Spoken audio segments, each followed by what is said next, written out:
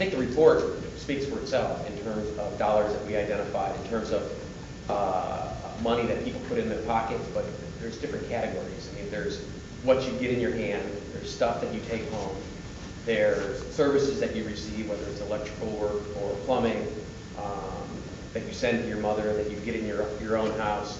But then there's also the category of how much money did the state pay that was over and above the lowest competitive bid.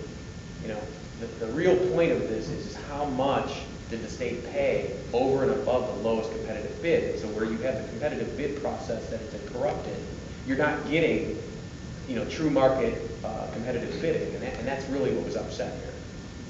Do you have is there any estimated dollar amount total though of how much money could have been lost to the state through all of those things combined? Well, we know the dollar amount that each vendor, and I think that again, the report speaks for itself, the amount of business the vendors did as a result, sort of a but-for test, but for the relationship with an ODOT employee, they got business.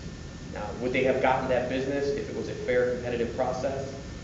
I mean, we can speculate, and that's what the prosecutor is going to determine, but we do know that there was a less than arm's length relationship with the vendors, and as a result of that, they have business, had business, and continue to get business now, and that's the reality.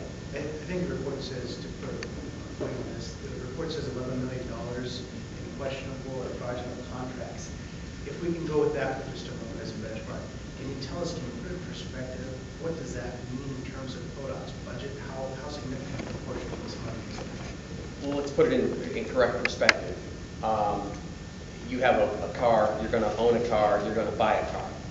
But the same amount of money that you're going to use to buy that car remains the same, give or take.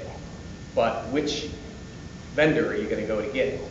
And so that's really an issue here, is whether or not the relationship steered the business to somebody who fairly got it in competition with other vendors similarly situated. So what we found is, indeed, some vendors receive favoritism as a result of gratuities and gifts.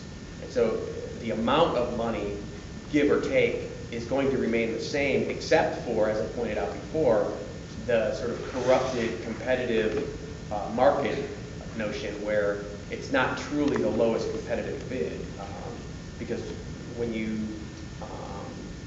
seek to commit bid fraud, the idea is to make more money than you would ordinarily make being the lowest bidder. This has been going on back to 2000. I mean, this has been quite a while that you've been looking at these issues, correct? About a year and a half. Mm-hmm. So tell me about it's across two gubernatorial administrations. Was there any kind of oversight from the top down that should have been catching this, or was this so nefarious, as you put it, that it could sail right under the radar? And is it governor to blame? Is the governor to blame? Is any governor to blame? Any governor? I wouldn't go that far. So it was difficult to detect. There were red flags. I think Jim mentioned that. I think in the future we know some things they did, but somebody should have caught it a long time ago. Went back 10 years. It's been going on. So that's why it's even difficult to put the exact dollar amount. We see in millions, a variety of other numbers on it. But it's been going on, and I don't think we can blame this governor, that governor, or somebody. You guys have hit Gordon Proctor a couple times in other reports. He was ODOT director when a lot of this stuff was going on. Is he to blame here too? Is Mr. Beasley in any way to blame? Well, buck stops at their desk, they're the directors. But to point at, say, Director Beasley, he started this right after he came into office. So most of it has been going on when Gordon was the director. The director may have had some ideas of people being